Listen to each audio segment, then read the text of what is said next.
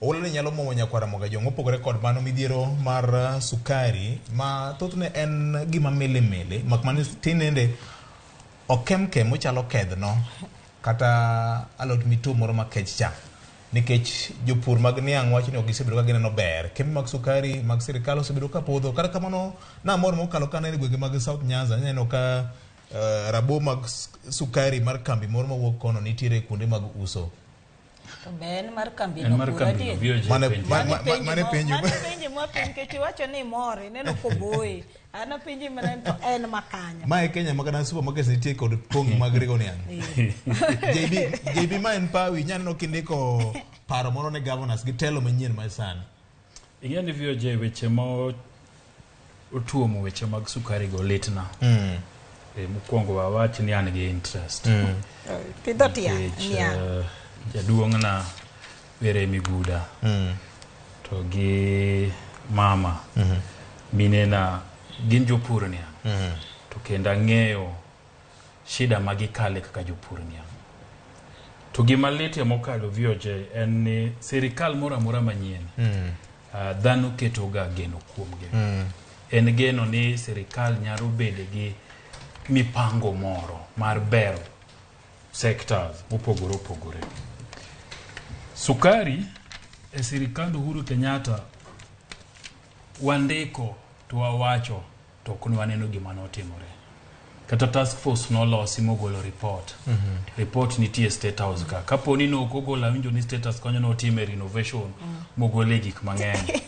Ageno ni report no kogol kama ni gole e gigo kwa moko. Nikech report ne bernde. Kendo ne nigi recommendations mabeyo manyalo bero sekta mar tiang'. To kapo ni jotelo mamagwa okodhiro wachni to sirikal ni bende mna kaka mamoko onge mahino magibro keto nikech e sirikal nyaka tim gimiluongo ni lobbying mako kitimo to gweng'i sekta ma intie onge gimibro timo ang'owa mibro time. So an VOJ nikech sang'eny kwayo na kende en ni wajumbe makaluo gibedie kenda dwa loso go nyango koyo nikech muoro Ndhiwa Gimandhiwa Walter Wino Kisumu East Shakil Shabir Awendo Uriri nyakalego usonga bit nitiere nitiere ma idwa puri ala swam jogi kanyalo bet piny to giwinjre gi governors to gi senators ma kuondegi to gi man jatend piny to gikone ni over and above gigo mabeyo misewacho mar tiang' ni bende nyakitim ang'owa nyaking'e dhi bedo nade to jatend gi osewacho ni mar sirikal moko yanga makone ni State House tiluongi na ndhoga nikech wach tiang' onge budget pok oketi pok aneno Limithika Lunturi ma en CS mar agriculture osebedo ka fuong'o piny to lando gik mang'eny mar tiang' pok aneno kahawa gi chai nitiere ga put molosi ma jalup jatend piny e jakomne to giromo bang' jumbe ariyo giyalo godo weche mag bero kahawa gi chai tiang' ni ang'o mamono wabedo gi puta inano wane lwet nono Roslyn goye mar chai no nyocha gin Mombasa ka gi flag off mokwongo manodhi Canada to kochope marwani ineno sirikal Uhuru Kenyatta ne owacho ni timo privatization mar sugar sector magi golo boards nyocha neno gazette notice ka gise appoint kendo boards osidugo manyiso ni mokwongo wach privatization cha giweyo sirikal ni nche William Ruto wacho ni gima gitimo mokwongo en privatization kora keni mar sugar ni to dhi obedo nade pero ni mar sugar ni okena chiel kuom priorities magintiere godo koro mana kaka senior osewacho kata kaka ang'eni Fred Bebro lieko en ni leaders wa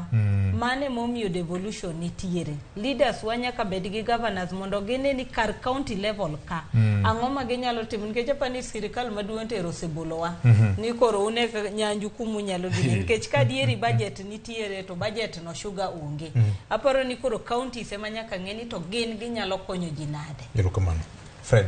Victor wachini otek kich kata gima da wache tama otamo dogari ekwacho jok ma iparo ni nyalo konyo mondo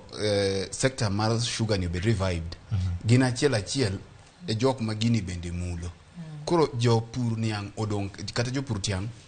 odong kar kendgi. Sani sama owuoyni kuom thuolo malach ibiro yudo ka sukar ae pinje maoko to biro pacho ka gikalo boda ma pacho ka sukar ya Tanzania, sukar ya Uganda ka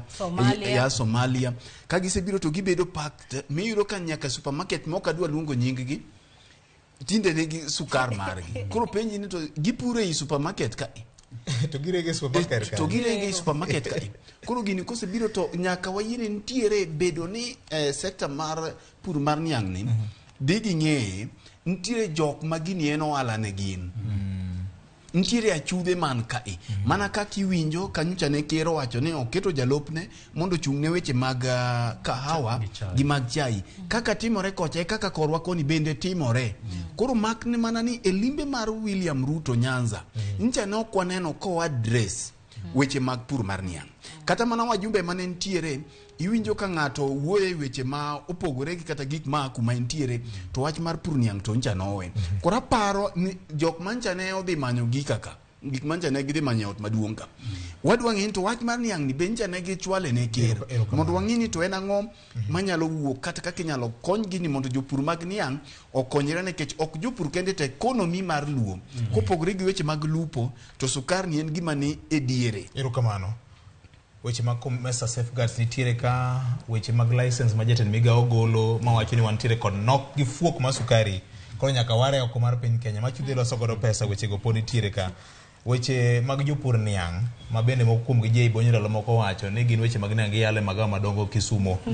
Gin bende riwruoge mag jopur mag niang' bende ng'eny. Akeni kes moro mane nitiere Bungoma koso Kakamega cha bende otieke ga. Cases go podi ng'eni doho nowacho ni cases go mondo oriw mondo yale dichiel. Okay.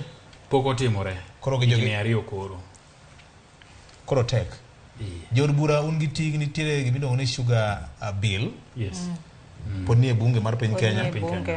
Okwang'e ni fet mare koro ni kanye.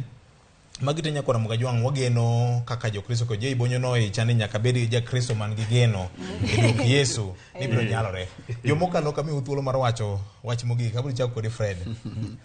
Erokamano. Wach ma chanda kabisa kendo wach momako ji ni kolure gi oro ni Victor. Aoche duono kaluo. Aoche duono making'iyo thoth aoche ma osiepna moro no bae gwenge mag Miriu, Sondo Miriu. To kona ni Miriu sani kata guok yoro. To oro ne biroga lakini gigine aoche ne ok duone kimo mag giduone. Koro aparo ni waritura aochewa. Pur madhano pura sasa nyaka ti aora miyudo ka ng'ato puro modwa pidho nyaka chame e aora. Wang'i kaka wanyalo rito aochewa gi to gi kuonde mag thidhia ma osewuoye. To mogik en tajiri ok deki. Kata tajiri okoni nu rom saa ariyo to biro saa adek ine mi mondo en ok odeko to kidwa ng'e no deko to rito chika ne tajiri wadgi ni girom saa adek tineka bo biro saa 5.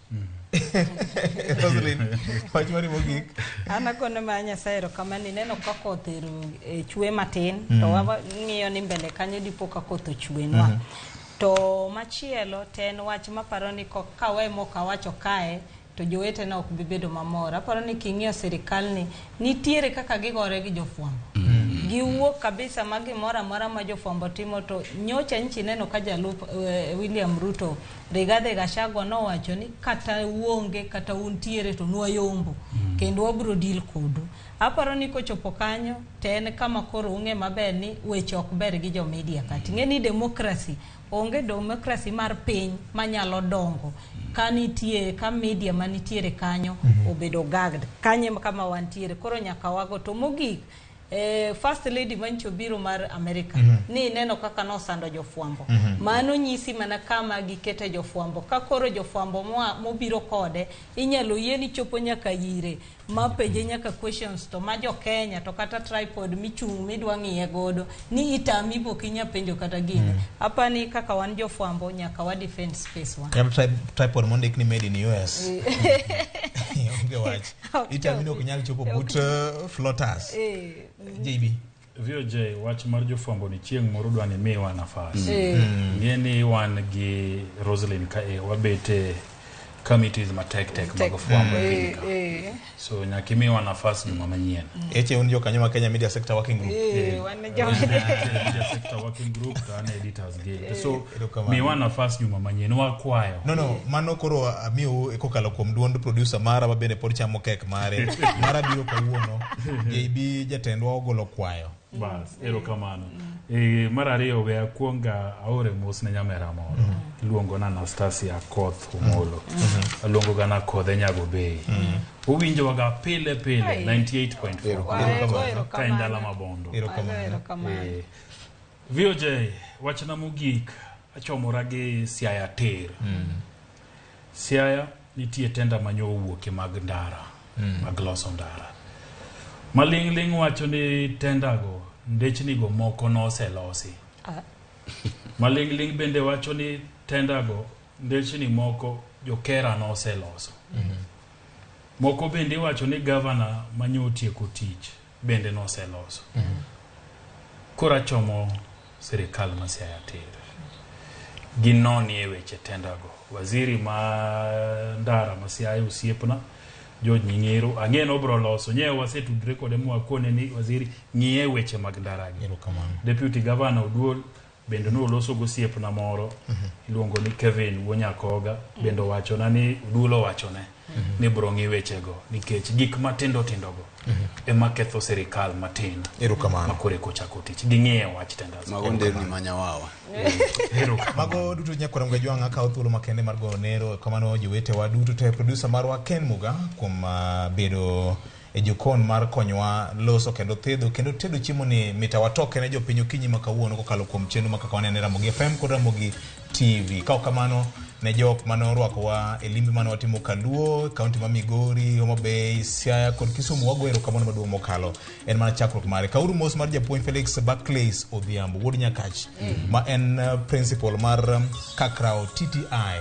Suna East Constituency Migori County wanyo wagini okoleo mokunjo chino ni kao kamano nyakora mga jwang kama sama jei bonyo ywa gondara ana mora yenyani ndara maka the back ranga jedung mchaka juma ipayo kende buke mara mano manyo uoko to maduong' koro delegation naido kose chak pae kendo jodala wa moko gine jo kanyo mag project management committee yes kendo mine nyomi BQ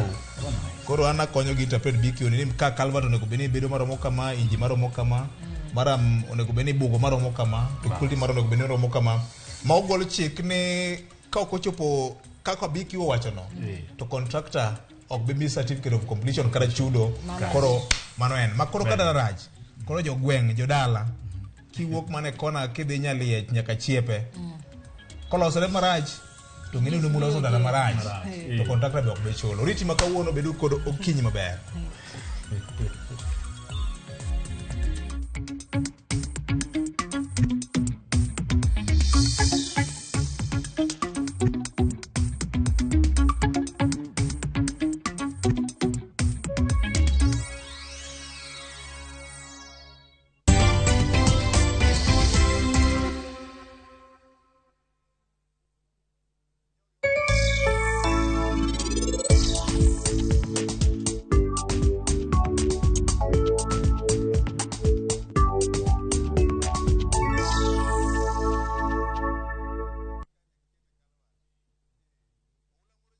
Weche manyien muoch pile ka pile kumora mora kendo samora mora anyalo rito mondo anene kata asome